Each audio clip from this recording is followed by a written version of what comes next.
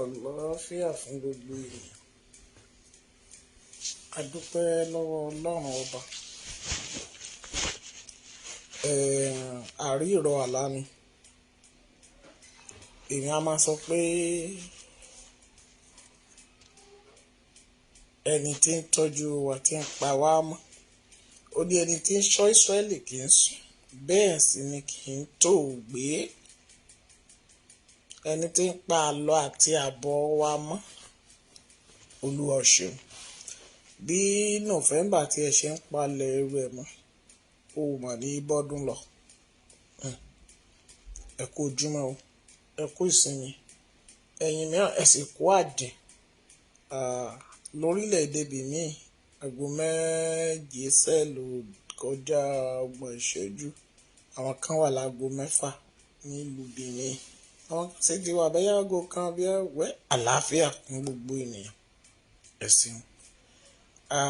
A fẹ́ yànnàná ọ̀rọ̀ kan. Ẹ ti mọ̀ pé ìwàásù ló yẹ ká gbọ́ pọ̀ tí yẹn dáago méjìlá. Aago méjìlá nìyẹn dá. Ṣùgbọ́n lẹ́nìí mo fẹ́ sọ díẹ̀. Mo dẹ̀ sí mọ̀ pé èmi lọ́jọ́ ìsinmi, you are not going to work.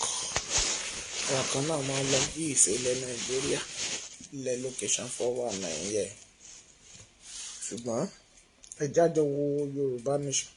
Àwọn mítẹ́ra ta wòlíì àti ẹ̀mọ̀gbà tẹ̀ ń ṣe program ẹ̀ kàn ṣe ètò ìrìn ni kò sí Pacific bẹ́ẹ̀ ni.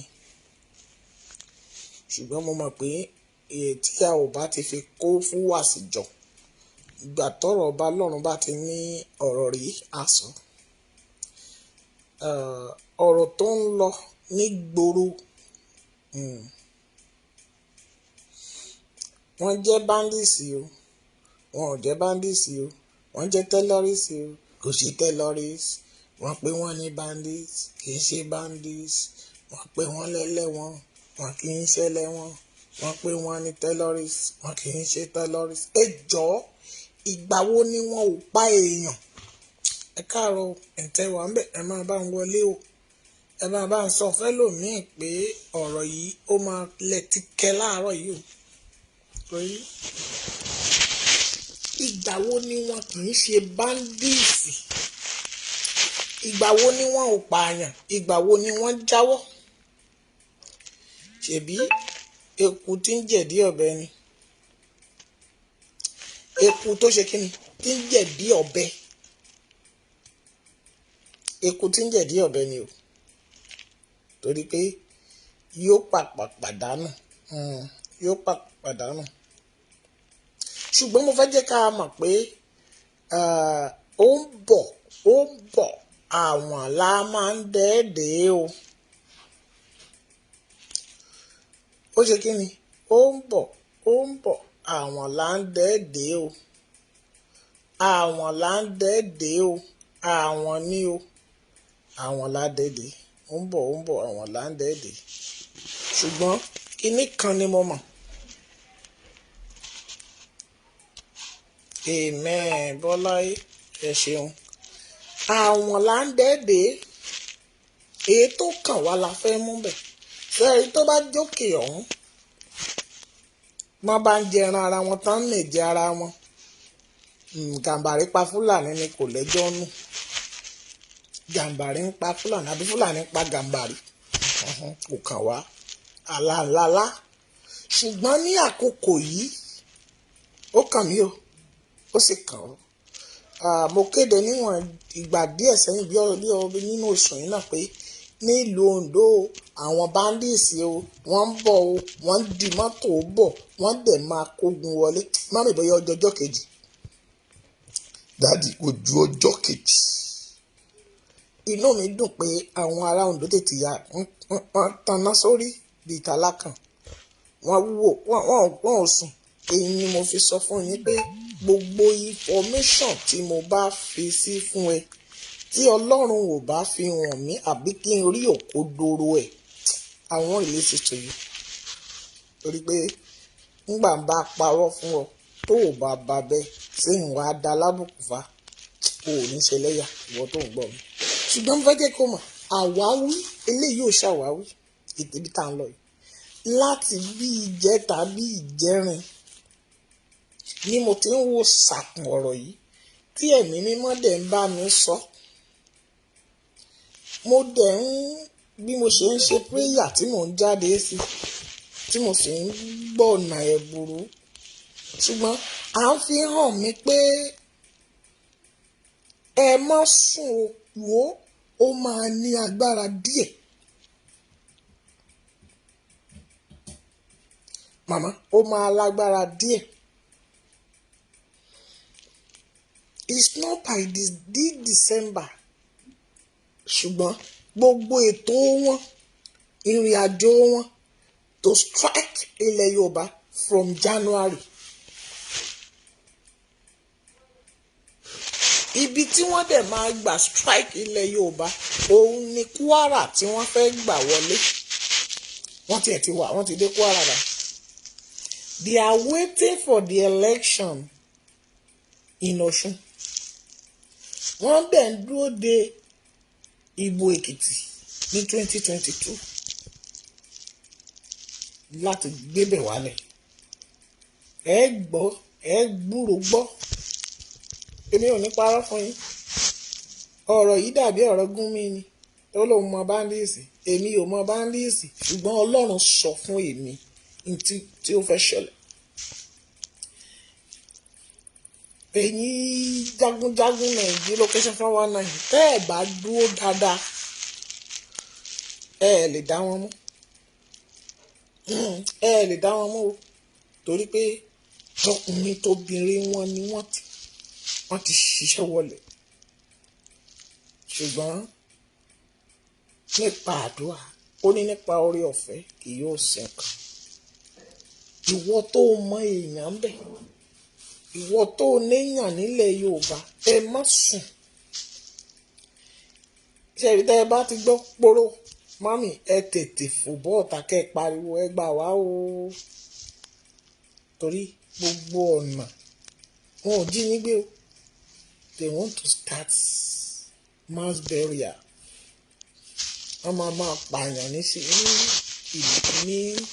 ìpanáfọ̀nsù. Gani Adams sì gbọ́. Ó yẹ kẹ́ ti mọ̀ pé mi ò ní parọ́ fún yín. Gani Adams gbọ́.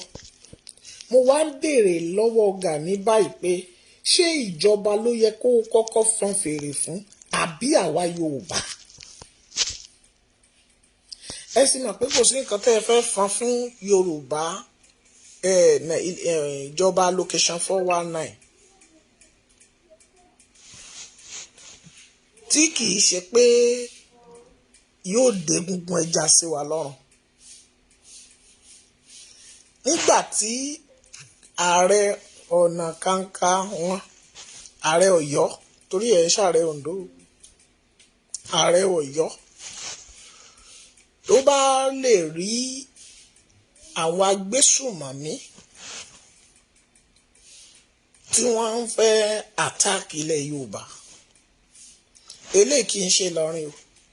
The more tí wọ́n ṣe ń kàmpéènì fún Tinubu lọ that is the more they are nearing us.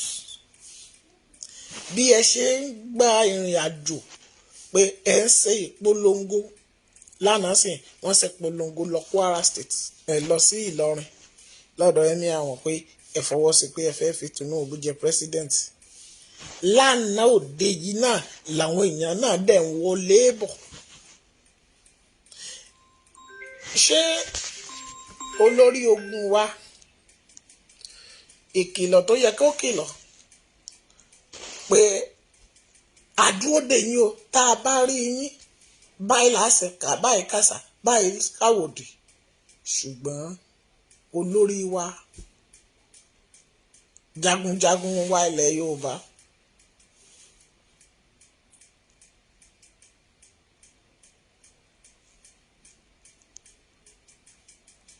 jagunjagun ilẹ̀ Yorùbá ìwọ sọ pé ẹ̀yin ìjọba Nàìjíríà ẹ wá wò ó wọ́n ti báńdíìsì ti àwọn báńdíìsì wọ́n ti wọ Kwara o wọ́n ti wọ Èkìtì o o ṣẹ̀ṣẹ̀ láti yín gbà náà ni ó ṣe yẹ kẹ́ ẹ sọ̀rọ̀ nígbà tí ogun dé orí ìrùlé tán.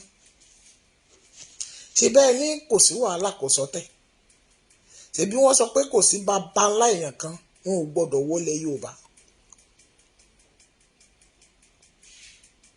ẹjá béèrè lọ́wọ́ bọ̀dá rẹ̀ àkúkú níjà a ò sì jà ní ìsìnbú yín ìbéèrè la bú béèrè lọ́wọ́ ara wa. mami ìwọ tó lé nìyàn ní Kwara ẹni a máa sùn o. mami Tóyìn God bless you. ẹni a máa sùn o. ní tí wọ́n fi jáde láàárọ̀ kùtùkùtù Sunday ni pé bíbélì sọ ó ní Mósè sọ pé kán fi ẹ̀jẹ̀ ọ̀dọ́ àgùntàn sí ẹnu ọ̀nà àtẹ́gbà wọn. ààbò ilẹ̀ Góṣẹ́nì gbogbo ohun tí fìgìláńtẹ́ ilẹ̀ abúlé yín bá lè ṣe ohun tí àwọn ọlọ́dẹ ìlú yín bá lè ṣe ẹ jáde. àwọn ọlọ́dẹ Àgbẹ̀kọ̀yà ẹjẹ́ alẹ́ kan sí ẹ má dúró de Nigerian sójà ẹ má dúró de ọlọ́pàá Nàìjíríà o èèyàn náà làwọn náà. àwọn eléyìí ò jí yín gbé lọ́bì kankan mọ́ wọ́n fẹ́ máa slot èèyàn ni torí pé ntí ilé ẹjọ́ sì lè dá wọn pé ká máa pè wọ́n ní terrorists. tí Gúnmi dẹ̀ ti sọ pé orúkọ yẹn ò jẹ́ nǹkan kan ẹ bá pè wọ́n ju bẹ́ẹ̀ that one is not the solution sí tó wà lẹ́. ntí Gúnmi sì ń fẹ́ ni pé kán kó yín kán gbowó ńlá lọ́wọ́ ọmọ Nàìjíríà. ok nígbà tí ẹ bá wá lọ mú láti Adó n tó bá ti dé Èkìtì tó ti dé Ẹdó ṣé kò ti dé ìlú ààrẹ fún ara rẹ̀. wọ́n ní ojú òtí ní ojú tọ̀rẹ́ mi ìwọ gan lójú tì mélòó ni Àkókó sí Ẹdó wọ́n fẹ̀yìn tira wọn ni Àkókó Ẹdó wà ká tó wá wọ Oǹdó. ibẹ̀ ni kí alákànyìn kó lajú rẹ̀ lẹ̀ kó má kó wọlé kó dúró báyìí kó bó ṣe máa ń dúró yẹn kó dúró bẹ́ẹ̀. ẹlẹ́n kàmpéènì fún yàn ẹni ẹ fẹ́ jẹ́ kí Tinubu kó wá jẹ president 2023 tí mo máa bẹ̀rẹ̀ ìrìn àjò yìí fúnlì fún yín a wá máa mú ní sísẹ̀ntẹ̀lé pé kí ni ìjọba APC ṣe fún wa. ṣé Festac tí wọ́n náà fẹ́ dàwó lulẹ̀ báyìí tá fẹ́ kó àwọn kan ìbànújẹ́ yẹn sì dé bá àwọn èèyàn lọ́wọ́lọ́wọ́ báyìí ní December yìí sí ọmọ àbáyádá January náà ó gbé katakata wá ṣé Festac ṣe wà ń bẹ. Festac was building by 1975. Yes, go and quote me. 1975 ni Festac and launch. 1975 to this time ṣé ó yẹ kí ìjọba ṣe ìrántí pé ó yẹ ká lọ wó àwọn ilé kan ní Festac àbí ká lọ clear àwọn ibìkan.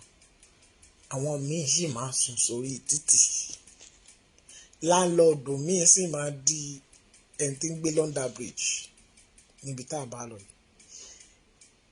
oògùn orí bíbẹ́ kọ́ lóògùn orí fífọ́. pẹ́pẹ́sẹ́ o ẹ fẹ́ yọ subsidy kúrò lára owó epo ẹ fi kọ́ refineries lẹ kọ́kọ́ tẹ́ẹ̀rí kọ́ tán ẹ mọye trillion tí ẹ kó tẹ́lẹ̀ fẹ́ fi kọ́ refineries fún wa.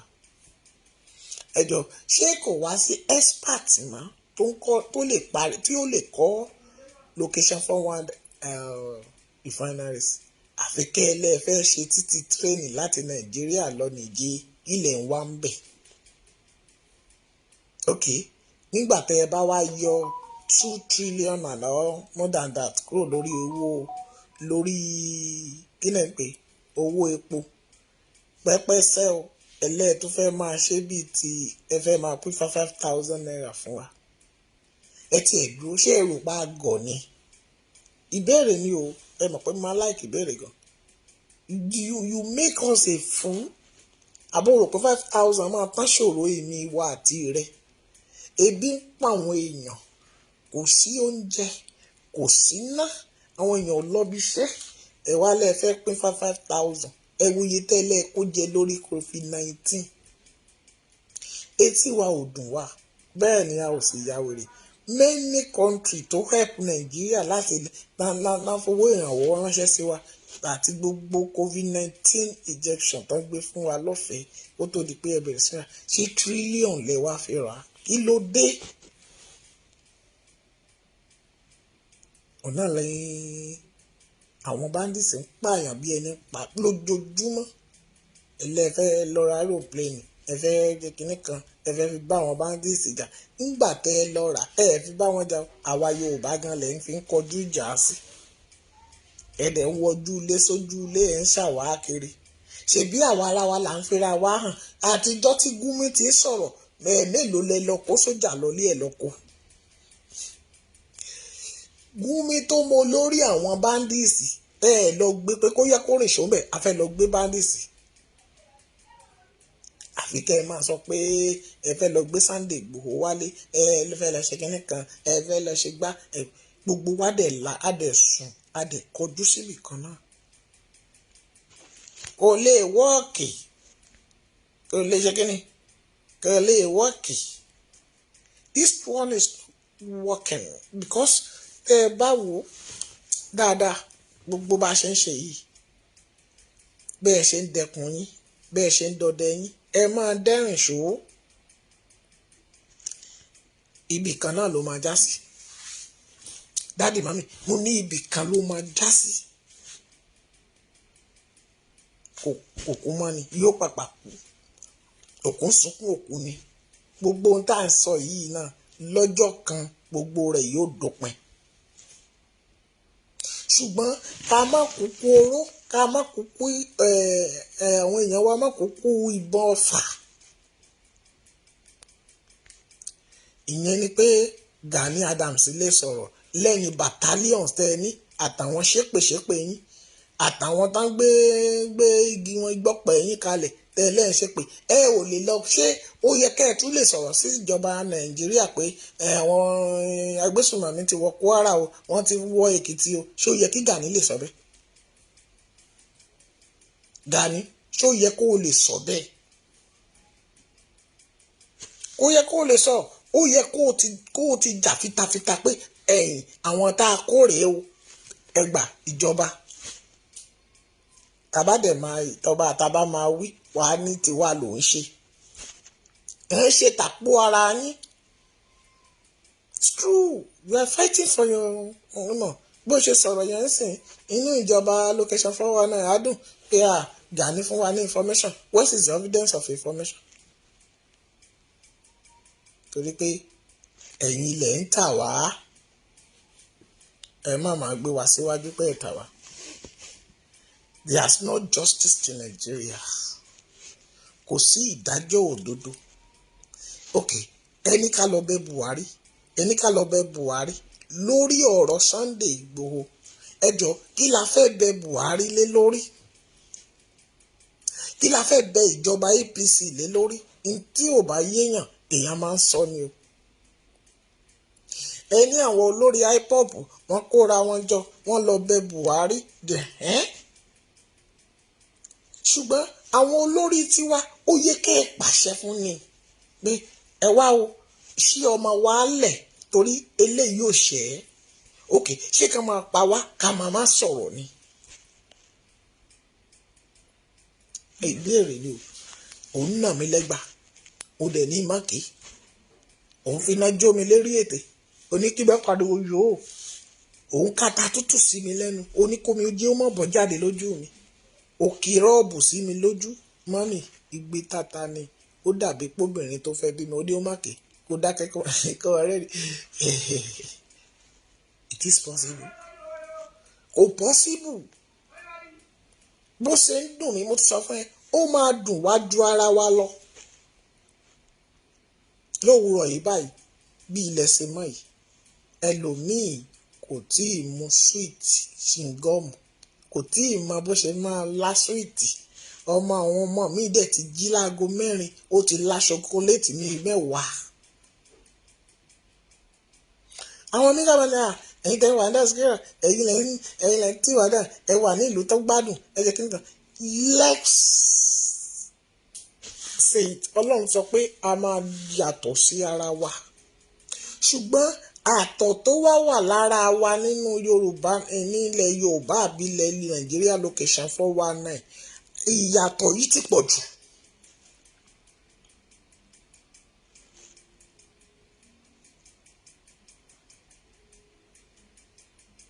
Nítorí pé gbogbo nǹkan wọ̀nyí I have access to travel out you have access to go but some don't have access to go. Èèyàn kan sọ fún mi pé òun máa clock ti 70 years lọ́dún yìí ó lóun ò wọnú aeroplane rí láyé òun gbọ́ lòun lọ. Tó bá ti lọ ìlú ẹ̀ á wọ mọ́tò lọ nísìn kò lè wọ mọ́tò lọ sílùú àwọn ọmọ ẹ̀ wá fún lówó dádì ẹ̀ ń lọ lé ní ọyẹ́ ẹ lọ wọ plane ẹ dẹ̀ wò bàbá yẹn kúnlẹ̀ sí ẹnu ọ̀nà plane ó dẹ̀ bẹ̀rẹ̀ sí ní ṣàdúrà ìyẹn lánàá. Ṣé ìlú tó dáa ni nígbà tá a fẹ́ wọ plane 50,000 from Lagos to Asaba ìlú dé nǹkan kan ò tí ì dé o aṣẹ̀mẹ́yẹ bọ̀ lápò ni jẹ́ wàá ní kí n wò ké ẹ yá mo ti sọ fún ẹ pé ṣe tí ó yẹ kó ìwọ ló yẹ kó sọ fún ìjọba pé kí ni tí mo tún kọ sẹ́yìn ẹ̀ ni pé àti ìmọ̀ kankan nígbà tán bá yọ owó subsidy tá à ń sọ ń pa èyí tí ìjọba Nàìjíríà bá yọ what is the benefit tá a bá ń repo ní 320 naira 340 naira per litre. Mo bèrè nínú ìbáṣókí program tí mo ṣe lọ́jọ́ tí mo ní mo padà bọ̀ ẹ wá ṣírò ẹ̀ mọ́tò dẹ̀ ń gba 50 litre àbí 60 litres Yeti Queen God bless you ẹ máa kú ọjọ́ mẹ́ta ẹ ṣírò ẹ̀ bẹ́ẹ̀ ẹni 300 yẹn times 15 àbí 20 ká ní kó manage ẹ lọ nígbà tó bá wá rí bẹ́ẹ̀ yẹn tó ṣe bẹ́ẹ̀ tó rà á mọ́mì èló ló fẹ́ fi gbèrò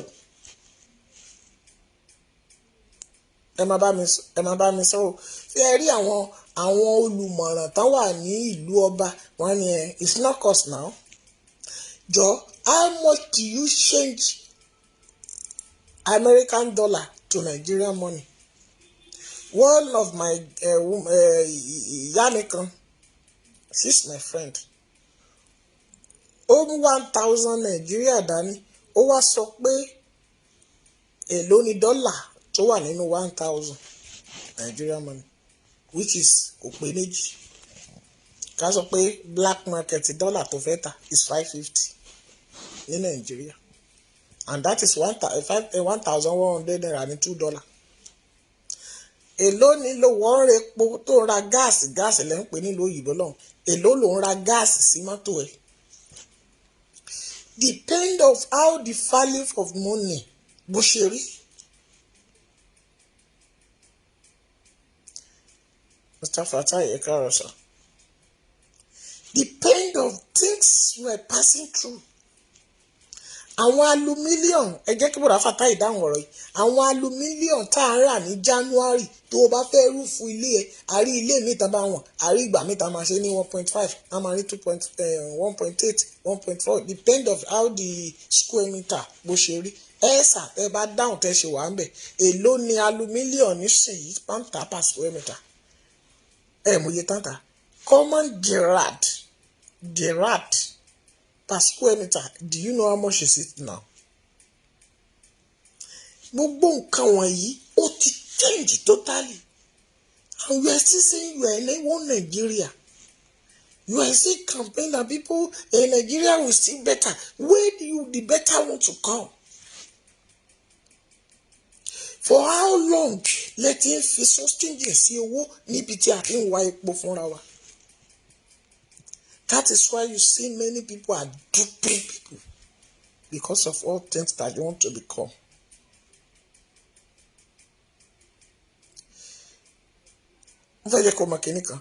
In Nigeria, we are getting worse every day.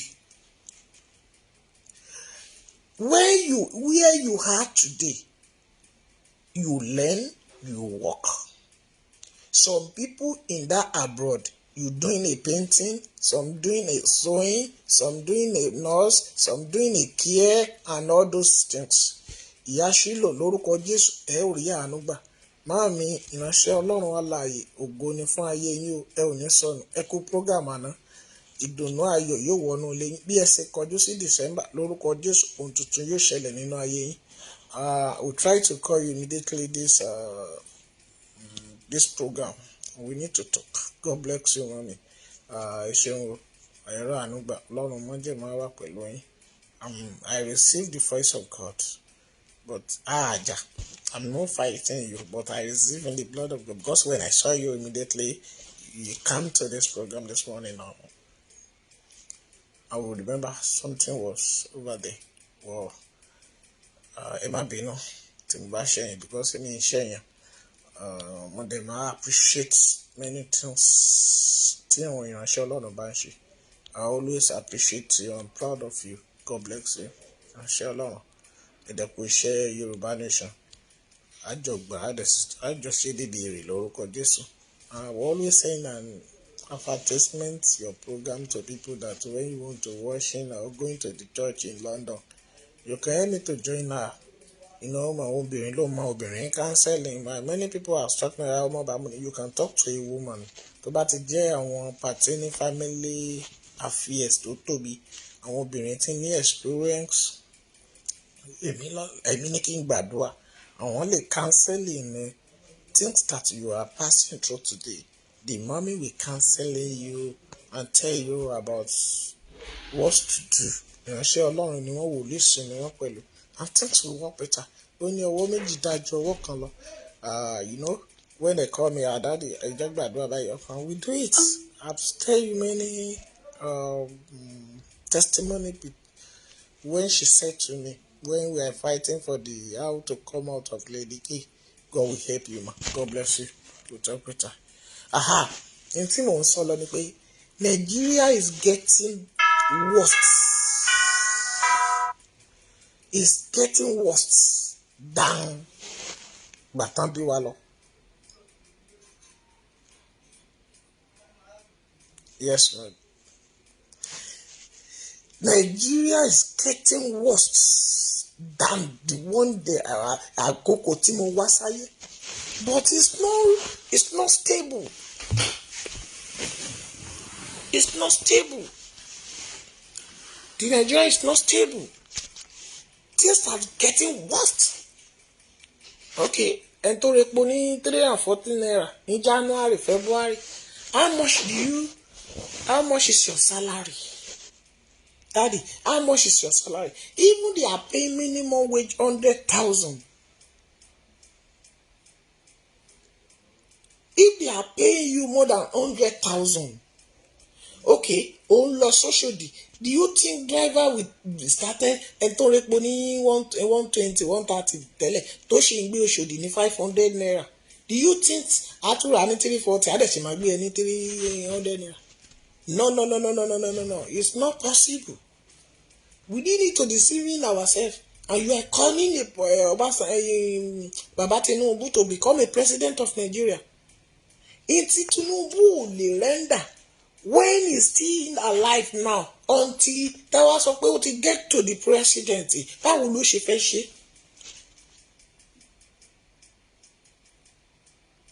Ìbéèrè ni o. Jọ àwọn alágbára wo ló fẹ́ kó wá tó fẹ́ yí Nàìjíríà padà?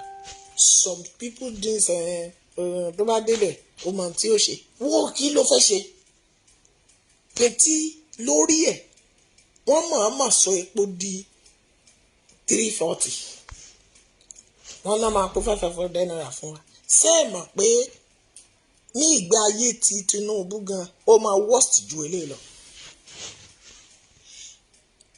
Èmi ò ní kó má dé kíní ṣé rí àwọn kankan wọ̀nyí ó dàbí ọ̀rọ̀ Ọlọ́run ni gbogbo nǹkan wà lórí plan. Ẹni tí ò tí ì yé àwọn ọmọ mi wá tí ò tí ì yé àwọn dáàdì wa lórí ọ̀rọ̀ Yorùbá Nation ni pé àwa mélòó la wà ní Nàìjíríà, àwọn mélòó ló ń gbé ìlú Ondo, àwọn mélòó ló ń gbé Lagos State. When you look at us here wàá wo ibi tí ó tì sí jù. Ẹ jẹ́ mú àpẹẹrẹ díẹ̀ wá fún ẹ. Yorùbá ló ń ṣe àgbẹ̀ tó ń fi epo katakata trucks tó fi ń ṣe àgbẹ̀. Àwa là ń lo engine láti máa fi provide gbogbo nǹkan wa. Àwọn ọmọ wa ò sí lóko mọ́ láti ṣe kínní but malam tá bá fẹ́ lọ ṣe kùsà wọn by now tẹ́ bá máa rí wọn wọ́n á bẹ̀rẹ̀ sí move back home tí ò bá jẹ́ pé Boko Haram àbí terrorist ti pa wọ́n pakópa sí ó lè rí wọn for now in Lagos State and anywhere in Yorùbá land. They will back home wọ́n á lọ dá oko yẹn wọ́n á lọ ṣe kùsà yẹn owó yẹn wọ́n á lọ fi gbé oko wọ́n á kó màálù wọ́n ti ní àwọn special màálù kan àwọn màálù yẹn náà yẹ hànà tá máa ń gbé irin sínú ẹ̀ báyìí wọ́n á sokùn mọ́ wọ́n á kó ọkọ́ sẹ́yìn ẹ̀ wọ́n á dẹ̀ tọ́ igi wọ́n á fi wọ ilẹ̀ wọ́n á fi dá ibi àti ibi tó fẹ́ gbẹ tòmátì sí. Wọn ò lo epo ṣùgbọ́n àwa Yorùbá àwa la máa lo epo. We are the first people that started doing ọ̀kadà. Àwa la ṣe taxi driver àwa là ń ṣe hairdresser. Do you think hairdresser are using a fuel nígbà tí ò sí náà? Má lọ ò bọ́dà pé iná wà ṣe ẹni tó wá láti ìlú ẹ̀ tó wá sùn sábẹ́ kọ́tà ní Lagos State. Wọn ò mọ Haúsá ò Fúlàní Haúsá ò mọ nǹkan tó ń jẹ́ wọn ò mọ nǹkan tó ń jẹ́ homeless àbí kí lẹ máa pè é. Àwọn bóyá wọn ò délé wọn ò mọ tó ń jẹ́ bẹ́ẹ̀. Àwa Yorùbá ni a ò fẹ́ ríra wa bíi àwọn ọmọ Yorùbá là fẹ́ ríra wa bíi pé mi ò gbélé. Immediately you get to one place bóyá you are managing your friend place ó fẹ́ mọ̀ pé ọ̀dọ̀ rẹ̀ ló ń gbé you be started looking for money. I want to rent in house. Before malam can get láti rent house tí ó bá rent yàrá kan ó mọ iye èèyàn tó máa sùn bẹ́ẹ̀. We are the one that using this fuel. Àwa Yorùbá là ń gbádùn ẹ̀yin lẹ máa tan generator látàárọ̀ dálẹ́. Kò kàn mọ́là wà nù ọjà á máa rugi kiri Fúlàní á wà nù igbó àgbẹ̀ ló máa bẹ̀rẹ̀ ṣẹ́ tó máa da umbrella ṣé ibi tó ti ń da kí màlúù ó jẹ ewé koríko ṣé mọ́là ń fi owó repo fún màlúù láti tọ́ ni. But when you started training a chicken ìwọ rí mọ́là tó ń train a chicken tó ń train boiler tó ń train kọ́kọ́. Do you see that?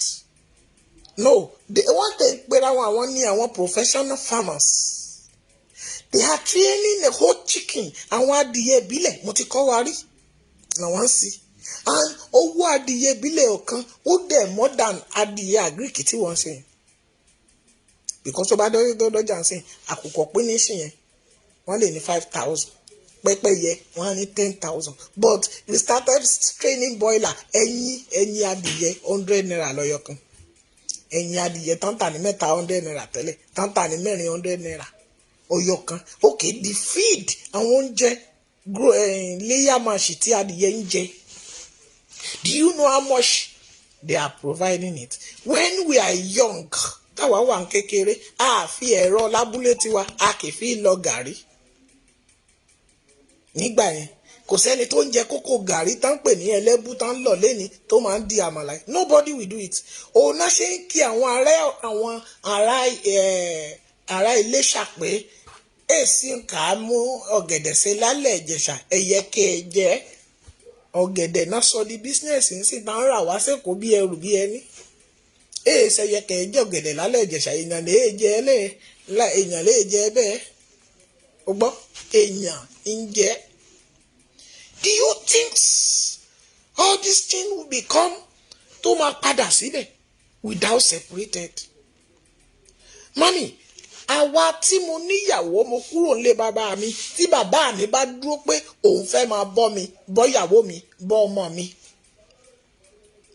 agbára mélòó ni bàbá mi ní? Ibẹ̀ ló yẹ ká ti jókòó ká wo ìrìn àjò yìí. Àwọn nǹkan tó yẹ kó wá sí wa lọ́pọlọ nìyẹn. Mami, ó gbèrò kí ọmọ rẹ lọ́kọ, ó gbèrò kí aya rẹ lẹ́yọ. Àwọn àfilé rẹ̀ ó ní Bíbélì sọ pé ó ní ọkùnrin àti obìnrin ó ní wọ́n máa fi ara wọn sílẹ̀, wọ́n á fi lé bàbá wọn sílẹ̀. They go and separate. They are go and start their own family. Okay, nílùú òyìnbó tó ń gbé ọmọ ọdún 10, obìnrin ọdún 10, ṣé ó máa sùn tí ọmọ ọkùnrin ọdún 10 ẹ̀gbọ́n? It's not possible. Ibẹ̀ mo ti rí nígbà kan ẹnìkan wá kí wa, èmi àtàbúrò mi obìnrin lásbọ̀n wa àjọ ń gbélé. Àti dàgbà dáadáa o, àti bàlágà, àdẹ̀jọ́ sùn sórí bẹ́ẹ̀dì kan náà. Even tó bá múra ńgbà náà máa múra lójú mi. Ṣùgbọ́n when this mommy come from abroad, ó bá ní hello bó ṣe wọlé ní àbúrò ẹni náà mo ní bẹ́ẹ̀ ni mo. Why you sleeping with her? Kí ló dé tẹ́jọ́ sùn síbí kan náà?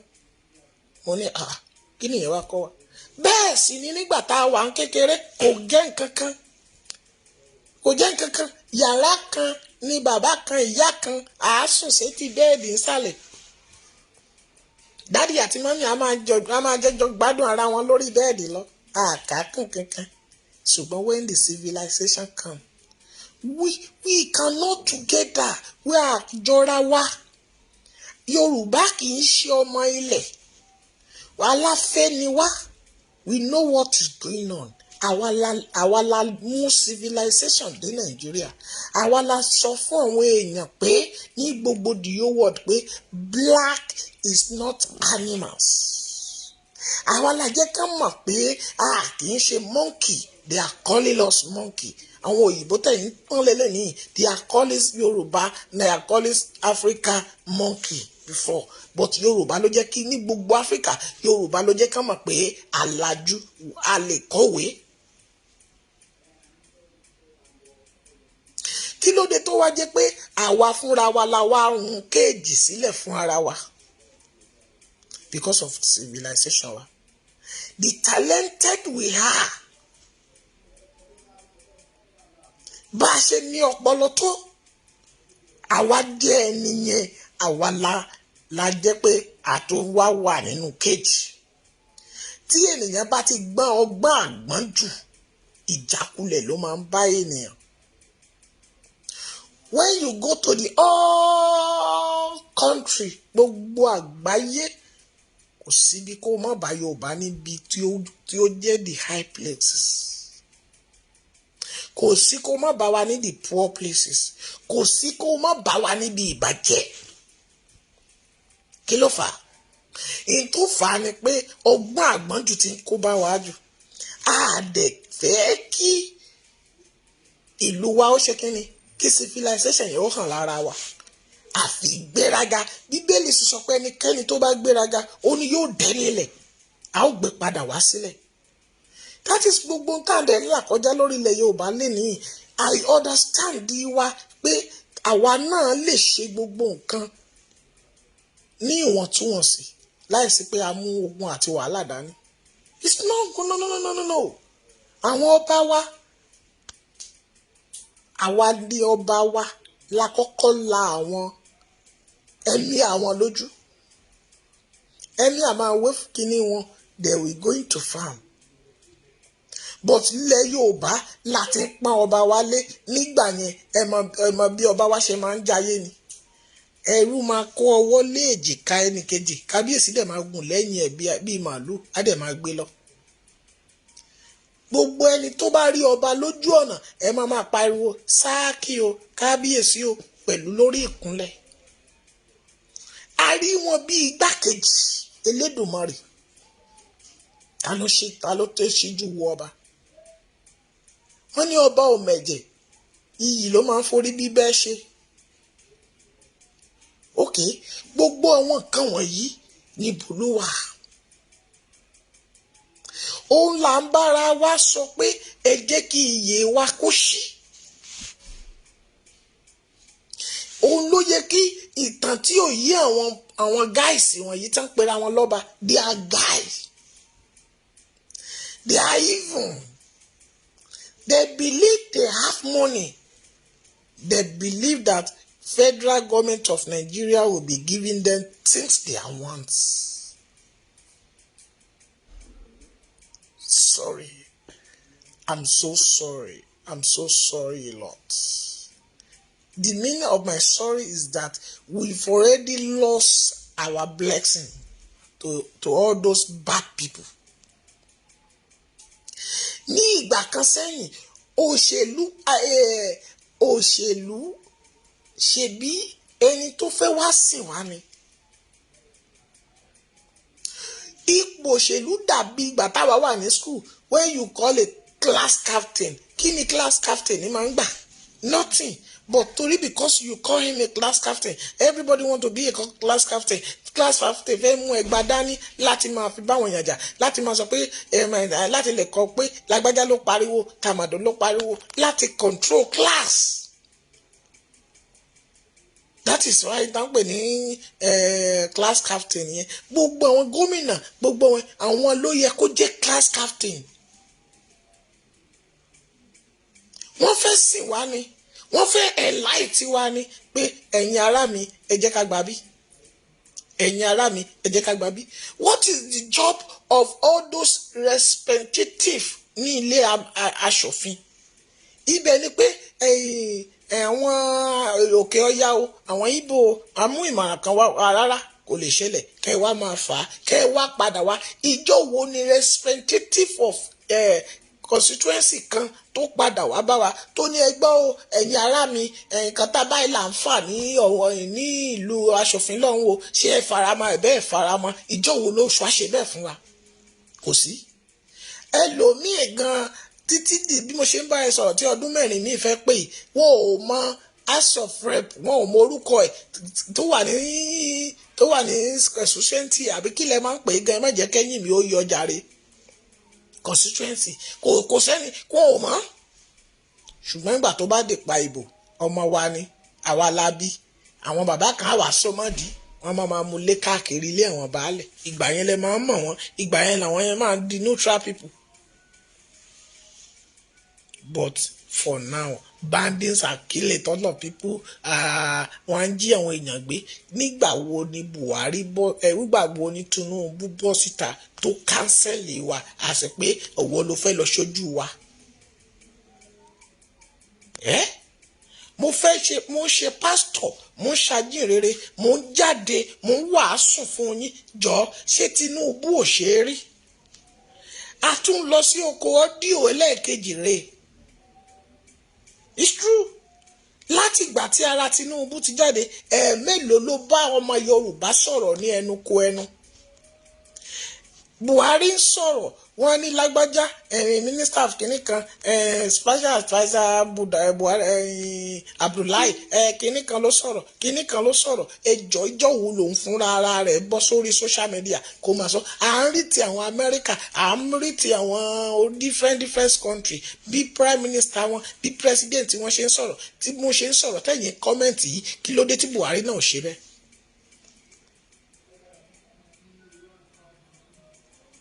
Okay, káwọn president wa, àwọn gómìnà wa kán wá máa bọ́ sórí ẹ̀. Ṣèbí Dàpọ̀ Abíọ́dún ṣèbó ní social media táwọn èèyàn máa gbé síbẹ̀ tó máa sọ̀rọ̀ ní gbogbo ibi tó bá lọ, táwọn èèyàn dẹ̀ máa comment, táwọn mìíràn máa ṣépè, àwọn mìíràn á máa sọ pé gómìnà wa my governor, wọ́n máa bára wọn jà lórí ẹ̀.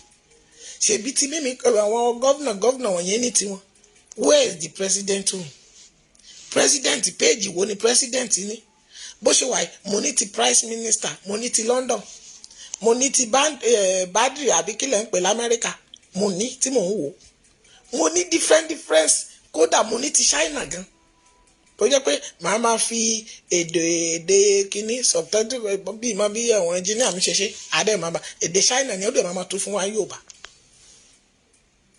adébà máa kà á sí ní tó gbogbo kọ́mẹ̀ntì tán sọ bẹ́ẹ̀ nígbà míì wọ́n á fẹ́ ṣe nǹkan míì á tró ẹ̀ síbẹ̀ wọ́n á ní wọn ò gbà túta wọn kí ló dé tán ò di pé ìbọn náà fi ń gbé kiri ok ẹlẹ́ẹ̀mọ bandits bọ̀ọ̀dá irọ́ láyé tó kó àwọn ọmọ sórí social media kan máa blọ́ọ̀gì kan máa gbé gbogbo péjì àwọn èèyàn tán bá ti ń sọ̀rọ̀ Yorùbá Nation tán ti ń sọ̀rọ̀ Buhari bọ́ọ̀tì ètè yín pàlàpàlà yẹn dádì ẹ̀yin ò lè ṣe gbogbo ibi tí bandits ń fi ọ̀rọ̀ ránṣẹ́ sí yín tán fi ọ̀rọ̀ ránṣẹ́ sí Yorùbá ò lè lọ blọ́ọ̀kì bẹ̀ àbẹ́ẹ̀ ní lágbára tó yẹ ìgbà tẹ́ tí wọ́n fẹ́ kówó jẹ ẹlẹ́ẹ̀fẹ́ máa gbọ́ gbogbo information tó wà lórí WhatsApp káàkiri ìyìnlẹ̀ tó ń kówó Nàìjíríà sí òfò lẹ́ ò ṣe mo ṣe pé mi ò ṣe pé èyí tí mo ṣe yẹn kárọ̀ Sunday ó rọ̀ mọ́ hallelujah mọ́mí bá mi tẹ lọ́ọ̀fù tẹ láìpẹ́ mo ti sọ fún ẹ mo ní wẹ́ tí mo bá ráyè tí mo bá ti rí àyè láti sọ̀rọ̀ ẹ ti mọ̀ pé fọ́júfọ́jú là á fọ́jú tèmi kòmọ̀kòmọ̀ là á dẹ́tẹ̀ ètò bá ti kó àpòfọ́jú kò sí ọ̀rọ̀ kan ká má sọ lóòótọ́ ọ̀rọ̀ ẹ̀yìn lóhùn ṣùgbọ́n ẹ jẹ́ àìláìtì ara wa let's talk the reality. ènìyàn kan kọ́ ló máa para èèyàn fúnra ara rẹ̀ ní ó rìnrìn níbi wàhálà ẹni tó lóra rẹ̀ pín tó déédéé lọ gbé AK-49 dání tó lóun fẹ́ fi yìnbọn pààyàn ó ti ní tó bá débẹ̀ mo dúpẹ́ kò sí ní kàwárà ànúgbà kò sí ní kà ó ti ro ohun tó rò débẹ̀ ẹni tó gùn sórí tọ́mílán bíjì tó fẹ́ bẹ́ sódò ó ní tó rò ogun ayé kan ò tì lẹ́yìn ṣé ẹ rí àwọn ìwà ibi ìwà ìkà wọ̀nyí àwọn ọba wà ń bẹ̀ ìjòyè wà ń bẹ̀ pàápàá jùlọ àwa pásítọ̀ àwọn wo ló dẹ̀ nígbàgbọ́ nínú wa àwa pásítọ̀ wa ìmáàmù àwọn èèyàn mọ́mì dádì tó ń wò mí yìí náà lẹ nígbàgbọ́ nínú wa because kò sí níbì kan tẹ́ ẹ bá sọ pé ẹ bá ọmọ bá ń bẹ̀ pípù tí ò tiẹ̀ nígbàgbọ́ tá a bá ní àwọn mẹ́wàá la wà ń bẹ̀ èèyàn méjì á ti sọ pé ọmọ ọba mo trust ẹ díẹ̀ ẹ jẹ́ ká tẹ̀lé that is why tó fi rí ìlànà ọmọ Oòduà pẹ̀lú fuck up tí àwọn kan ṣe tó bá dẹ̀ wọ àwọn tó ṣe fuck up yẹn we have many pastors táwọn àbẹ ṣèbí ajínrere kan náà ni Yàṣílò wòlíì ni wọn evangelist bàbá Èkìtì ńkọ́ àwọn náà wà mẹ àwọn bàbá kan náà tún wà mẹ tó jẹ́ pé wọ́n tún jẹ́ ọ̀gá tó ń sọ̀rọ̀ nínú bẹyìn tán lè jẹ́ ìránṣẹ́ Ọlọ́run ẹ̀ẹ̀kan náà ló dẹ̀ tún jẹ́ ìránṣẹ́ Ọlọ́run tó tún pẹ̀lẹ́ tó tún dalẹ̀ ṣé wọn ò ka Bíbélì ni wọ́n kà á bọ̀ torí pé àìgbọ́fà wọn ló jẹ́ ká ń wòkè ikù lọ̀rọ̀ òun ló jẹ́ kẹ́lòmíì mọ̀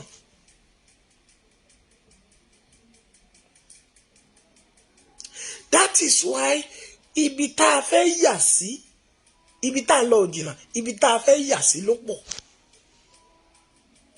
ok báwo ni Tinubu tó ṣe fẹ́ ṣe ìjọba Nàìjíríà tó fẹ́ possible orí gbígbẹ kan kò lè olórí ńlá kan ó lè lọ́pọlọ kó control this Nigeria is bigger than nǹkan téèyàn lè control this year nígbà that was June July tá a lọ Port Harcourt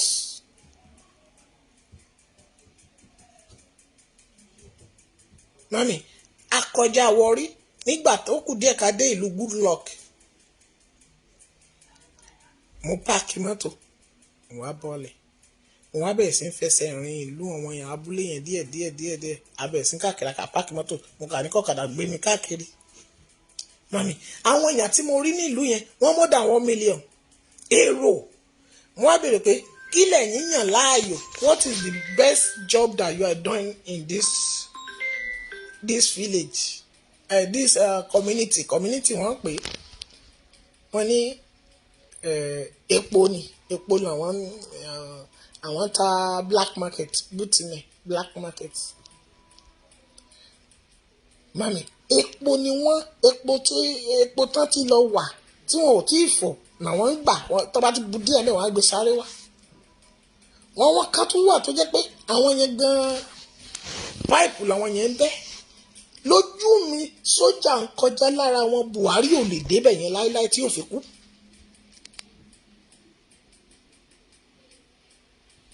torí pé ẹ má tàn wá jẹ mọ́, ẹ má pè wá lálejò mọ́, àwa yín lájọ nílùú. Ẹ má pè wá lálejò mọ́ o, àwa yín lájọ nílùú o. Ṣé òyìnbó gọ̀ ni? Òyìnbó ò gọ̀.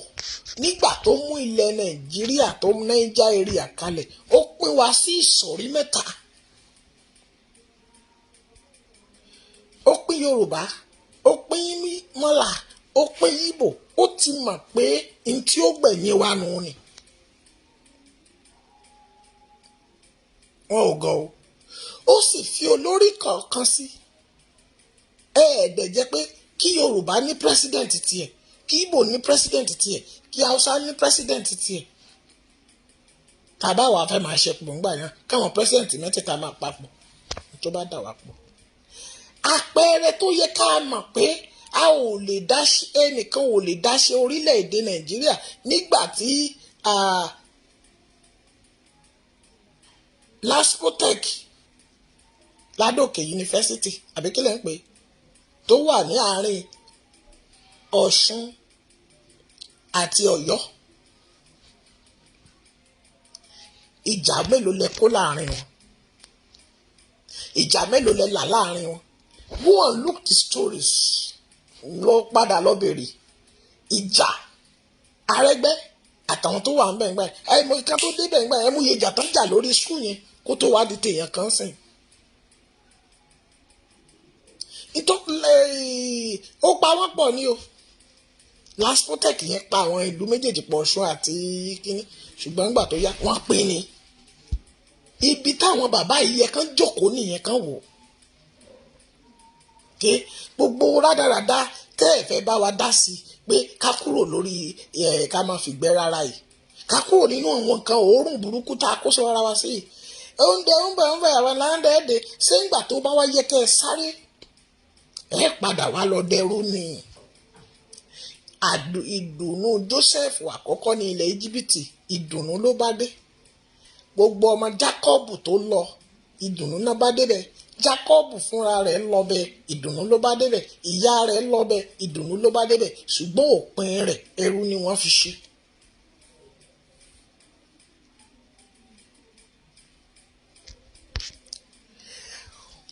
A ti pọ̀ jù eléyìí ò fàjà. A ti pọ̀ jù. Tinubu kò lè control Lagos State.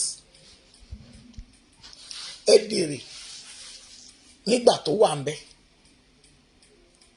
kí lórí ṣe wọn ò fún allocation ṣe bóun náà fẹ́ lọ sókè ńsìn láti ìgbà tó ti kúrò lórí pírẹsidẹ́ǹtì ṣebí godfather yìí náà ló ṣe ó ní àwọn èèyàn ẹ̀ lára ni kí ni mẹ̀kúnnù jẹ lára ẹ̀ ẹ̀yin tẹ̀ ń pariwo tẹ̀ ń jójó ẹlẹ́yà káàkiri. Tí n bá ní kí n máa sọ̀rọ̀ láàárọ̀ yìí tí n bá ní wọnú òṣèlú láàárọ̀ yìí tí n bá máa bẹ̀rẹ̀ láti eré àti mọ̀mọ̀ mo dẹ̀ mọ àwọn kan tó wà ní problem sí tí ẹ̀yin òṣèlú yín tẹ̀ lè ràn lọ́wọ́ tó dẹ̀ jà fitafita fún yín tó jẹ́ pé wọ́n ṣẹ̀ wá ń gbé ọ̀rọ̀ rẹ̀ sórí Facebook pé ẹ ràn án lọ́wọ́ ó ní liver problem ó ní kinní kan problem ẹ̀dẹ̀ wà ń bẹ̀ ẹni torí pé o ti join ní I no go gree lè ní 10 million láti fly ẹ̀ and this man working hard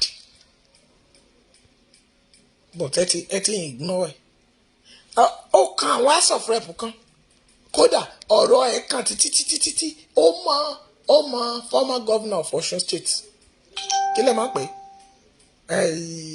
bọ̀dá oníṣòkòtò kékeré ọ̀gbẹ́ni lórúkọ tó ń pè rẹ̀ ó lóun ọ̀gbẹ́ni ó kan ọ̀gbẹ́ni ọ̀rọ̀ tí mò ń sọ yìí ó mọ̀ ọ́ torí ní ayé ìgbà táwa wà nígbà yẹn táwa ń kékeré táṣe kọ̀ọ̀kan wá àkàtà ẹ̀gbẹ́ yìí náà la máa ń dé sí òun ló máa ń kó wa káàkiri nígbà tójú mi tún là gan tí ojú ti là ta tún ń ṣe bábà àkàtà ẹ̀ náà láwà ṣùgbọ́n ọ̀rọ̀ òṣèlú nígbà náà èmi ní bàbá mi ní a má ṣòṣèlú láyé MPN a má ṣòṣèlú o tí ò jẹ́ dúró ń bẹ̀ nù ni gbogbo stories of this life this man fighting for people nígbà yẹn but torí pé kò kàwé ni ò jẹ́ kó rí post kẹ́ fún post gidi but she have wise ó lọ́pọlọ tó fi ń ṣe tó dẹ̀ win election tó dẹ̀ máa cancel tó máa console àwọn èèyàn tó bá jẹ́ kó jà tó yẹ kó pariwo gbogbo nǹkan wọ̀nyí but lẹ́ni this person have a problem kò yẹ ká tiẹ̀ rí kò yẹ kí èmi ọmọ ọba gan kí n rí picture ẹ̀ lórí Facebook rárá bí ẹ ti ẹgbẹ́ síta pé káwọn èèyàn máa donate 500 èló ni Tinubu fẹ́ fi gbé èló ni former House of Rep ní Àlímọ̀ṣọ́ tó ti kúrò ń bẹ́ẹ̀ sí èló ló fẹ́ fi gbé àwọn máàní ló dẹ̀ ti bàbá yẹn náà fi débi tó yẹ kán dé máàní yẹn kúrò lẹ́kọ̀ọ́ ó lọ campaign fún Arẹ́gbẹ́ lọ́ṣun ó lídìí mọ́tò débẹ̀ ni ẹ wá sọ pé Arẹ́gbẹ́ ò tí gbọ́ báwo l'Arẹ́gbẹ́ fẹ́ gbọ́ Arẹ́gbẹ́ ṣe ojú Arẹ́gbẹ́ fọ́ kò rí lórí Facebook pé wọ́n gbé síta pé wọ́n help ẹ̀ ojú Tinubu fọ́ ẹ ò lè lọ mú ìwé lásán àti bàbá ẹgbẹ́ ó wà lára àwọn expo tẹ́lẹ̀ o ibi tí mo dúró sí tó bá kú ayé yín bàjẹ́ Àlímọ̀ṣọ́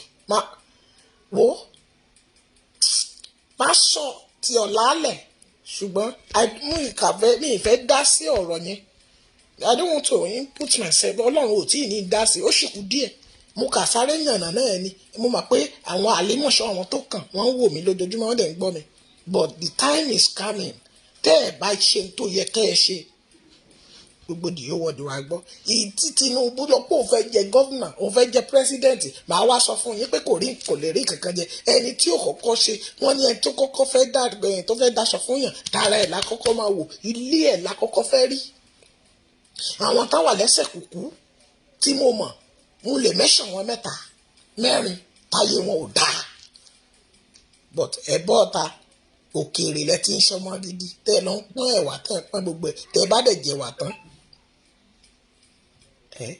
kí ló dé àwọn náà nìyẹn jẹ́ kí n túmọ̀ mí fún yín ọmọ Yorùbá kan náà ni àwọn stupid ignorant people kan sọ̀rọ̀ kan tó jẹ́ pé mùmú ni wọ́n ò lọ́pọlọ. I'm here to fire everybody this morning but mo mú ní pẹ̀lẹ́pẹ̀lẹ́ èyí Sunday mo dẹ̀ fẹ́ jẹ́ kí mo mọ̀ pé everybody ló máa fẹ́ listen pé evangelist o wòlíì o ó máa wàásùn ọ̀rọ̀ wàásùn kò ń fẹsẹ̀ láwọ̀ ká tó wàásù ó dago 12 ṣùgbọ́n mo mọ̀ pé people will listen to me láti gbọ́ mi láàárọ̀ yìí ni mo ṣe jáde wá láàárọ̀ yìí ẹ jẹ́ kí iye yín sí kẹ́mọ́ tẹ́ ẹ ṣe kì í ṣe wàdùwàdù kì í ṣe yín wàdùwàdù tó bá pọ̀ lẹ́nu kò sí nǹkan tó fẹ́ ṣe ẹ̀kọ́ àwọn ìwọ ni wọ́n ní ẹ̀yìn la kọ́kọ́ rí ká torí ẹni tó ń bọ̀ àwọn wà lẹ́ẹ̀kan ó polówó close up pẹ̀lẹ́ o.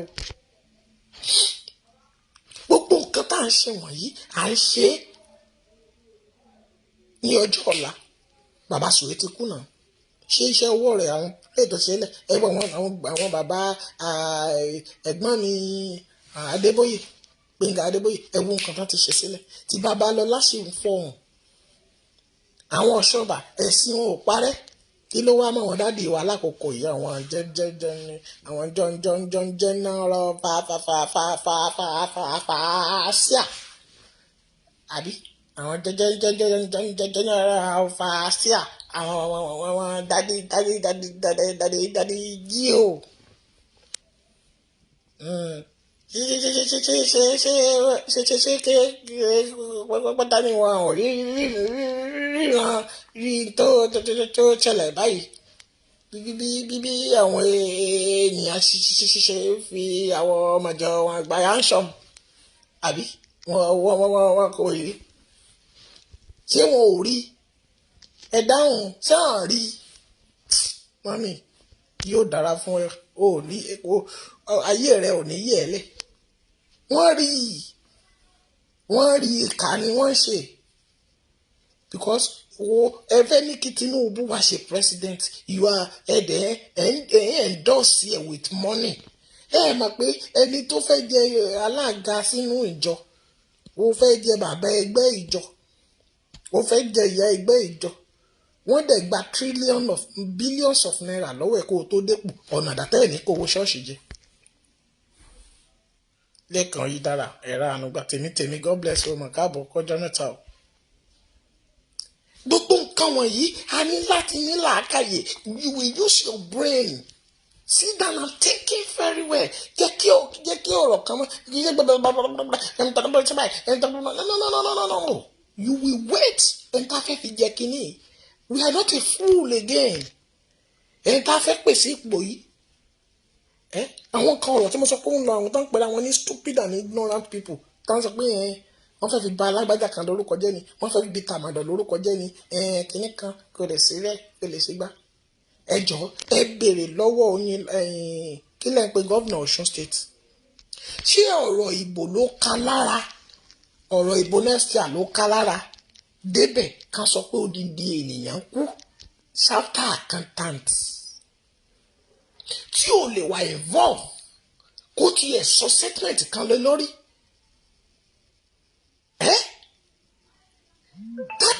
That is nígbà tó mọ̀ pé àwọn ẹni wọ̀nyí náà lọ gbówó lẹ̀ tán débẹ̀. They have started threatening this man Alhaji. Wọ́n rìn nínú abẹ́ kọ̀rọ̀ kò dẹ̀ sí tẹ́ẹ̀sì fún o. Kò sí tẹ́ẹ̀sì fún lórúkọ Jésù torí àṣírí yẹn á bẹ̀rẹ̀ sí tú òun kọ́ ló tú yín láṣírí ẹ̀yin fúnra yín lẹ túra yín láṣírí. Ẹ̀yin fúnra yín lẹ mú ara yín síta bí ọmọ ọjọ́ mẹ́jọ. Adélékè wàrà ànúgbà. Ẹ̀yin lẹ gbéra yín jà gbangba. Lẹ́kì wá já yín sílé ni. Mo béèrè lọ́jọ́ yẹn mo ní CT camera dà. Nígbà tí gbogbo èèyàn sọ̀rọ̀ mo ní ẹ̀ tí sọ̀rọ̀ síbi tó yẹ kẹ́ ẹ sọ̀rọ̀ sí. Ẹ béèrè CT camera. Adúpẹ́ pé àwọn èèyàn béèrè. Mo ní ẹ béèrè aṣọ tó wọ̀ kẹ́yìn. Àbí? CP gbogbo ẹ̀ dáhùn gbogbo ẹ̀. A ti mọ̀ òtítọ́. Bíbélì sì sọ pé tá a bá ti mọ̀ òtítọ́, òtítọ́ yóò sọ wá dòmìnira. Àwọn even courts mo máa sọ díẹ̀ kékeré ní ìfẹ́ ní mo ti sọ fún yín ní interest because mo mọ̀ pé torí tí bá ti bẹ̀rẹ̀ sí mo ti ń sọ mo ti ń gbọ́ àwọn ìran kan pé bí pásítọ̀ yìí ṣe máa ń tún àwọn àṣírí ó dàbí pé òun náà máa wà nù yes ẹ sọ bẹ́ẹ̀ but Jésù mi rí mi Ọlọ́run má jẹ̀mú sí rí mi àdàbí tí bá ní tí mò ń sìn láyé ní mi nígbà dọ́jọ́ ibi mi ò lè fọ́ lójú lórí di ọdún 5 kó tún kó 1.5 kó tún máa sọ fún mi pé kì í tún ṣẹgbẹ́ òkùnkùn ká má rí ní Pọ́ọ̀lù wí. Ṣùgbọ́n ẹ̀yin tẹ́ ẹ wá kù síbẹ̀ ẹ yí padà ẹ kúrò nínú ìwà ìbí yín ẹ kúrò nínú òṣì rádaràdà kẹ́ ẹ yé pa àwọn ọmọ ológo wa. Daddy Male, when you look at this man by himself gbogbo wọn ni wọ́n ní sáyìn tí wọ́n ń lò. Ẹlòmíì máa ya erin elephant àyà síwájú ẹ what is the meaning? Ẹ̀yin náà lọ sáàsì fún ẹgbẹ́ burúkú. ẹ wo ramani àbí kílẹ̀ máa ń pè ẹ wo dáadáa ẹ wo mo fẹ́ fi kíní kan wọ̀nyí láàbù ṣó wà mí mo fẹ́ jẹ́ kẹ́ fún mi ní kí n tó sọ gbogbo sùúrù tó dálẹ̀ yẹn ṣé kò sí àwọn kọ́ọ̀tì nínú sùúrù gbogbo wọn náà ní kọ́ọ̀tì. Okay, kí ni this sign of this cap? Kí ni sign cap yìí? Kí ni sign yìí jẹ́? Ẹ máa pé ọmọ ọba ti tún dé o. Sign cap yìí kí ló jẹ́? This sign of this cap kí ló jẹ́? Ẹ ṣáà mọ̀ bí ti cap Tinubu ṣe rí? Ẹ mọ̀ bí ti Tinubu ṣe rí? Cap yìí. Ọ̀bọ̀ o. This sign of this cap kí ló jẹ́? Ó ti di mélòó? Difference cap. Èmi tó lélẹ̀. Cap yìí. This sign, what is the meaning of the sign? Can I see someone to help me to say it? Is that a sign of a king? Is that a sign of a king? Ṣé sáìnì yẹn ṣé ó jẹ́ sáìnì adé ó jẹ́ sáìnì ìrùkẹ̀rẹ̀? Can you explain that the meaning of that sign? Mo lè má sọ jù bẹ́ẹ̀ lọ kó máa rókì lọ́kàn gbogbo yín nínú nínú school tó wà Oòduà school yìí gbogbo each different court ló wà bẹ́ẹ̀. Bàbá yìí ló dẹ̀ ní school. It's not possible kí àwọn olórí ẹgbẹ́ kọ̀ọ̀kan nínú school kan máa ma wọn yàn wọ́n máa ma wọn tó bá yá. They will know themselves. And all those bad people yìí àwọn ni wọ́n ń ṣiṣẹ́ fún gómìnà Ọ̀ṣun state àwọn náà máa ń ṣiṣẹ́ fóun náà. But ẹ já close àárín yẹn. Ìbéèrè lèmi ká béèrè lọ́wọ́ gbogbo ẹ̀yin stupid ignorant people tẹ́ sọ pé ẹ̀wọ̀n bà lórúkọ jẹ́ ni wọ́n bà lórúkọ jẹ́ ṣé ilé dádì ni ẹni tán pa yẹn ṣé ilé ẹ̀ náà pa sí. O ní ibi iṣẹ́ o ní school tó tó yẹn o wá lẹ́ẹ̀ní hòtẹ́ẹ̀lì ẹlẹ́ẹ̀ní kan ẹ̀ẹ̀ní city camera síbẹ̀ ẹlẹ́ẹ̀ní àwọn kan tó jẹ́ pé professional and you call the place a professional. Ibi tó yẹ kẹ́ ẹ sọ̀rọ̀ sí ẹ ò sọ̀rọ̀ síbẹ̀. Who approved the hotel? Àwọn wo ló approve hotel yẹn as hotel? Àbí? Nígbà tán gba approve ṣé kò ní nǹkan tí ẹ̀yin demand fún níbẹ̀ kẹ́ ẹ tó approve hotel? But tó bá jẹ́ Kamania kan ló fẹ́ kọ́ hotel sìn tó fẹ́ register ẹ mọye nǹkan tẹ́ ẹ máa lẹ́ fẹ́ ṣe.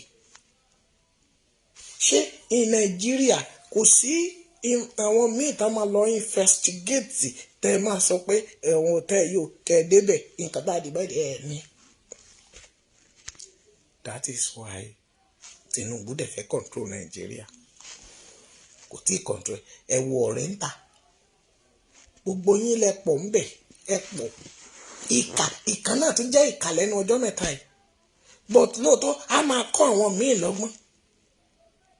Ẹnìkan wà nínú hòtẹ́ẹ̀lì hòtẹ́ẹ̀là ni arákùnrin yìí wọ́n fẹ́ ra nǹkan kì í ṣe hòtẹ́ẹ̀lì fẹ́ ra ó fẹ́ lọ bá ẹnìyẹn ra nǹkan níta pé bóyá lọ bá mi ra kinní kan wá láti ta tó jẹ́ pé wọn ò ní ó fẹ́ lò fún ara ẹ̀ bí oògùn ó dẹ̀ ṣe transfer sí ọmọ yẹn pé go and get me this outside ó dẹ̀ ti wá tíbẹ̀ pé wọ́n ti mú ara wọn immediately èèyàn kan dẹ̀ rí ó dẹ̀ lọ ṣòfófó ẹ̀ fáwọn ọ̀gá wọn lára àwọn ọmọ ilé Ifẹ̀ yìí náà ní tán ní hòtẹ́ẹ̀lì láláwèrè káàkiri àbí kínní iná báyọ̀ ọmọ Àkúrẹ́ ọmọ Oǹdó gbogbo àwọn wèrè tán náà ṣe hòtẹ́ẹ̀lì láláwà káàkiri ni.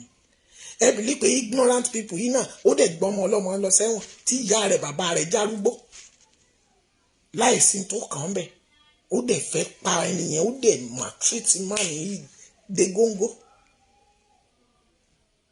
ẹ ṣe jẹ́ ìkànnì ìkà lẹ́ ń ṣe ìkà. This logo means arrow tẹ́ bá wo arrow tán máa ń yà ọ̀kọ̀ ní kí ni iṣẹ́ ọ̀kọ̀ ẹ̀jẹ̀ ní ọ̀kọ̀ máa ń kàn ọ̀kọ̀ ò ní gúnyàn Jésù á fi ọ̀kọ̀ gún ní ẹ̀jẹ̀ ọ̀kọ̀ ló yà sórí kò sí ọ̀pá. Tó o bá wo sáìnì yìí wàá rí ní some gates àwọn ilé mi wà ló ní géètì tán bá ya kínní kò ní jẹ́ kéèyàn gún orí ẹ̀ á gún èèyàn. This is not design. This is not praising. Ṣàngó nírú ẹ̀ àwọn Ṣàngó ọkọ ya Ṣàngó oníná lójú oníná lẹ́nu ọ̀kọ̀ ni. Ẹ bá rí àwọn kínní yẹn àwọn tó ń ṣiṣẹ́ àwọn kọ́ọ̀tì yẹn wọ́n máa ń ní kínní yẹn wọ́n máa mú dání. It's not the sign of God. It's not the sign of king. Ọba ilẹ̀ Yorùbá wo ló ṣe irú ọkọ̀ ìsórí? The Fulanis. Tẹ bá rí àwọn Fulanis, wọ́n máa ya aláyọ̀n lókè, wọ́n á fi ọkọ̀ méjì wọ́n á cross yẹn. Àwọn kọ́ọ̀tì kan náà ní àwọn there's one court. And this man is olójọba àwọn kọ́ọ̀tì yẹn. Let him come and defend. What is the meaning of this thing? Tó gbé sórí yẹn. Kí lọ̀kọ̀ ń ṣe? Ẹ̀jẹ̀ lọ̀kọ̀ ń mu. I know what I'm saying. Okay, what is the meaning? Ojú ayé tí Tinubu ń yà sórí tẹ́ ẹ rò pé figure 8. Okay, ẹ bèrè lọ́wọ́ Tinubu. Àbí? Ẹ ṣáà máa Mohammed, ẹ ṣáà máa bọ̀dá Tinubu. Ẹ lọ wo picture Tinubu, ẹ wá lọ. Ẹjọ́ ẹ wá lọ. Ta ló mọ sáìnì Tinubu kó gbé jáde? Ẹ bá ń wá Tinubu jáde. Ẹ wá picture Tinubu jáde.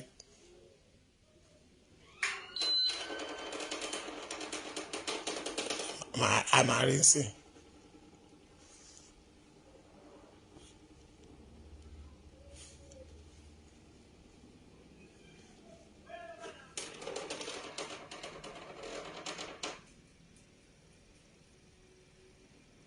Mo wà ní ẹ má bínú a máa rí sí i a máa rí ẹ máa rí ojú ayé àbẹ́ẹ̀ rí ẹ máa rí sí i ẹ máa rí picture border ẹ máa rí sí i.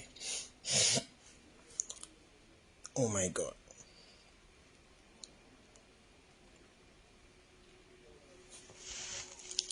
Láti rí lórí ẹ̀. Kí ni mí ni ẹ̀ lógò torí ẹ̀ yìí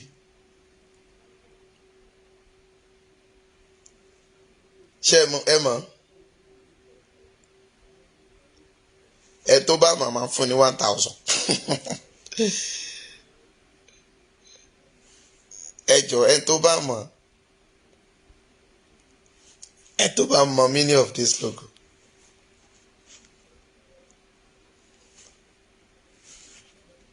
Àbí ṣe ẹ mọ̀ ẹ sọ fún mi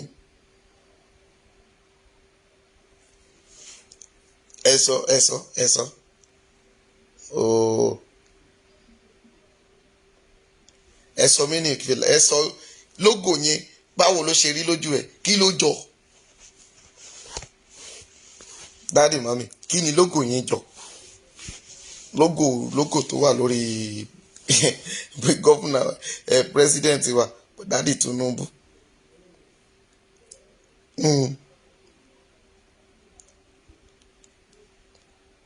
Ẹ sọ ọmọ Yorùbá ni mí nǹkan méjì ló kọjú síra wọn ìjẹ̀ǹjà yín tán ó ṣe báyìí ó kàn bẹ̀yẹn eléyìí náà ṣe báyìí ó ṣe báyìí ó kàn bẹ̀yẹn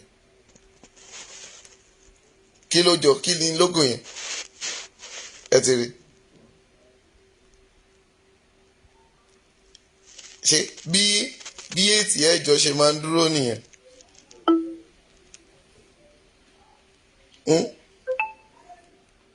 ṣe bí ètì ẹjọ ṣe máa ń dúró nìyẹn.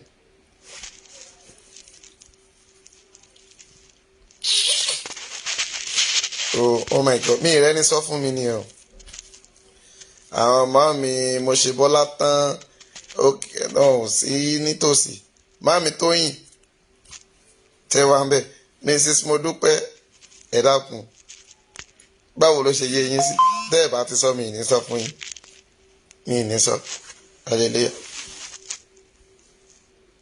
mi ì ní sọ bẹ́ẹ̀ bá ti sọ mi ì ní sọ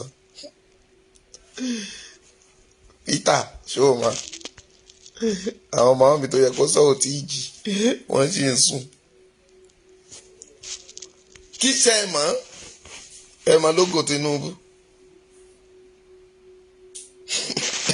mọ́mí tó yẹ ní àbí mo béèrè ní mọ́mí mo ní mọ́mí kí ni lógò Tinubu yẹ ṣé ẹ dá mọ̀ ẹ mọ̀ tó kọ ṣé kí n fi wọ̀nyí lẹ́ẹ̀kan sí ok máa fi wọ̀nyí lẹ́ẹ̀kan sí mọ́mí mi ẹ mọ̀ lógò fìlà ẹ̀ jẹ́ ẹ mọ̀ ẹ ti rí figure eight ní bàbá ń dé àbí Tinubu for president figure 8 ó yá ta ló mọ̀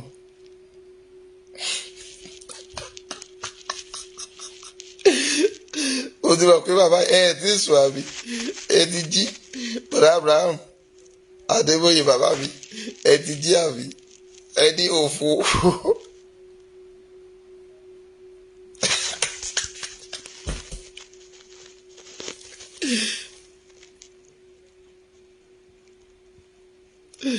ok wọ́n lọ́wọ́ mi ní ká làwọn lójú jẹ́ yìí díjú tẹ́lẹ̀ ní ẹni wá díjú òkè ríran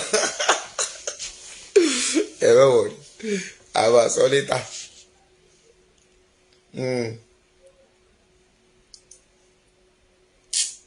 àwọn àṣọ létà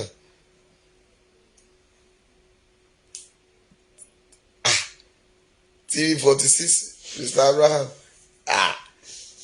kí ló dé tẹ̀sùn ẹ ṣe jàre. wọ́n ní ògbọ́ tí ọ̀bọ yẹn máa ń kì í tó máa sọ pé paramọ́lẹ̀ kọ̀rọ̀ wọ̀ sí. a ní paramọ́lẹ̀ kọ̀rọ̀ wọ̀ sí o. people do some mistake wọ́n ní ojú ayé kì í ṣojú ayé. ejò méjì ni ejò paramọ́lẹ̀ méjì. àwọn ejò abuniṣán snake under the grass. ẹ káàbọ̀ sá ọ̀sán náà ìrọ̀lẹ́ náà wọ́n wà. snake under the grass.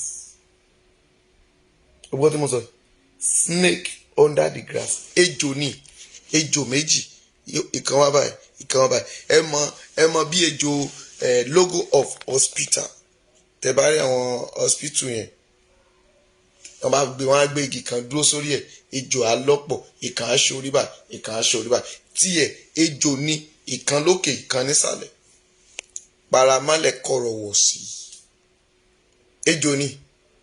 when you look at Tinubu ó jẹ́ ẹni tí kì í sọ̀rọ̀ tó jẹ́ pé snake under the grass. ẹgbẹ́ ejò ló ṣe àwọn ejò odò lálá tí ń gbé ní mì wọ́n máa gbé yín mì tán pátápátá ni. go and look that picture very well. ejò ni ejò méjì mí ní parọ́ fún yín kò sí mí nìkan àwọn kan á ní sípẹ́tìkù wọ́n ní ìgò Awólọ́wọ̀ ló yà sórí ìrọ̀lẹ́ pa fún wa kò yàgò Awólọ́wọ̀ sórí. ejò logo of sign of ejò ló wà lórí ẹ̀. mo lè show different scarp ẹ̀ fún yín. ejò mélòó ló wà nínú fìlà yẹn mélòó náà máa ń yà sí lọ gbá rìsáàṣì ẹ̀. ejò ló wà ń bẹ̀ kò sí àbàwọ́n kankan nínú ẹ̀. ejò ló wà ń bẹ̀ ejò ni tó bá wò dáadáa ó kọ́ọ̀fù báyìí ejò ni oró but ẹni tó bá ń wò ó a máa ní ojú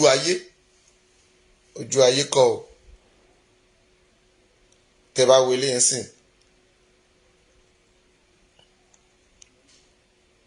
ejò ló gbé sórí òun lélẹ̀ ibi míì wọ́n tún ṣe design míì bíbá ẹ ti rí ejò ló wà ń bẹ̀ eléyìí sì ó jẹ́ kẹ́ ẹ mọ̀ pé jò gidi gan lélẹ̀ ó yàtọ̀ sí bó ṣe ń forí sán ni bẹ́ẹ̀ ní fìrú ta ni ọ̀ka ni o kì í sì ga púpọ̀ ẹlòmíì ní ọgbà tí ejò ti ń sáré bí ìṣèbé jẹ́ kí n tún wà mí fún ẹ mo ń bọ̀ màá tún wà mí tó jẹ́ pé wàá lè rí i pé sign of ejò ni kì í ṣe pé èmi ò ní ẹni kó bọ́ọ̀tà kó wá sọ nǹkan tó rò débẹ̀ 88 figure 8 kọ́ 8 máa so pọ̀ dáadáa 8 ò dẹ̀ kì í bẹ́ǹdì ejò ló gbé sórí which is bàbá olótẹ́ẹ̀là àwọn gbé àrò ọkọ̀ sórí. ìkan tó kú nígbà kan olóṣèlú yẹn elephant lòun yà sórí tiẹ̀ elephant kútùkù wọ́n pọ̀ bẹ́ẹ̀ ẹ rí i pé gbogbo àṣírí wọn tó ti tún sìn àwọn náà máa sá wọn ò ní máa gbé nǹkan kan bẹ́ẹ̀ gbogbo wọn la máa lógo wọn. ẹ mọ̀ pé láyé àtijọ́ tá a bá kọ́ ilé ẹ má bínú o wọ́n á ya ewé síbẹ̀ àwọn kan scorpion wọ́n ṣe ń ṣe dì sí àwọn kan lè rí cartoon tí wọ́n labalábá ni ẹlòmíì ejò ẹ̀yìn ejò ni wọ́n á sán olúwo ẹ̀ báyìí ni that is gbogbo ìwà ìka wọn ibo lẹ̀ ń kó lọ tí ò jẹ́ inú náà ṣé eléyìí ló fẹ́ rúlu wa eléyìí ló fẹ́ rúlu wa ẹni tí ò bá wa sọ̀rọ̀ ẹ̀ ń gbà bẹ́ẹ̀ lẹ̀ kiri ẹlẹ́ẹ̀ndọ́sì ẹ̀ as a governor ọmọ wa ni ẹ̀ jáde sọ pé kì í ṣọmọ wa a kì í sọ pé kó Yorùbá kọ́ ló ń sọ ṣùgbọ́n ẹni tó fẹ́ jà fún mẹ̀kúnnù. ẹ jọ Swaga yẹn kí ni ohun tuntun lẹ́pẹ́ àbí ijó tuntun orin tuntun ẹja òkè ẹni tó ṣàfẹ́ ṣe nǹkan fún wa tó fẹ́ gbà wá lọ́wọ́ Fúlàní ṣèbí ó yẹ kó ti máa sọ̀rọ̀. ẹ dáhùn àfi kẹ́ ẹ máa pín ẹ̀wà kẹ́ ẹ máa pín gàrí kẹ́ ẹ lọ owó tó fi tẹ báàgì ẹ̀wà yẹn ó dẹ̀ máa fi sóúnjẹ fún àwọn ọmọ skul. kò ní ìdí pé òun pín owó kò ní ìdí pé òun pín oúnjẹ ká tó dìbò fún ẹ. ẹ̀yin ará Amẹ́ríkà máàmì Tóyìn mo mà pé Amẹ́ríkà lẹ́wà máàmì kan wà nílẹ̀ kan tèmítèmí mo dúpẹ́ mo mà bẹ́ẹ̀ mo mà torí pé mo ti ráṣọ òtútù lọ́rùn yín Mary Ojúrí gbogbo yín mo mà gbogbo yín tẹ́wàá bí láàárọ̀ yìí bọ̀dà Abraham ẹ dákun nígbàdí Bándìrì àbí kílẹ̀ máa ń pè àbí Bọ́dúnrìn àbí kílẹ̀ pé president America nígbà tó fẹ́ di president ṣó pín ẹ̀wà ṣó pín dómi ó kékeré máa ń jẹ ní ìlú òyìnbó yẹn tẹ́ máa ń jẹ oúnjẹ tẹ́ máa ń jẹ jù ṣó pín ẹ̀jọ̀ kí ló pín bí kẹ́bi dìbò fóun. ẹ dákun ẹ má ti pè járe.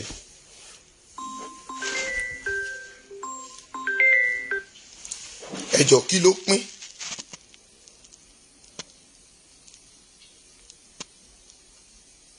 ok ẹ má bínú ok prime minister yín bóró ṣèbí bóró ló wà ní Amẹ́ríkà London mami Tóyìn ṣèbí bóró ló wà ń bẹ ẹ dáhùn ṣèbí bóró ni àbí kí lẹ máa ń pè ẹ dáhùn ṣèbí bóró ló wà ní London ẹ̀yin ará London ṣèbí bóró ló wà ń bẹ ìjọ wo ló pín oúnjẹ pé oúnjẹ yàtọ̀ sígbà coronavirus tó lóun òun campaign o òun fẹ́ jẹ́ prime minister kó pín oúnjẹ kó lọ ṣe bánà ṣaṣọ sí wà. Boris ẹ ṣeun jàre ìjọ wo ni Boris tó ṣerú ẹ̀ àti Mary Ojúrí ó ní nothing. ok ẹ̀dẹ̀ lẹ́ǹtẹ̀lé ìjọba tí wọ́n.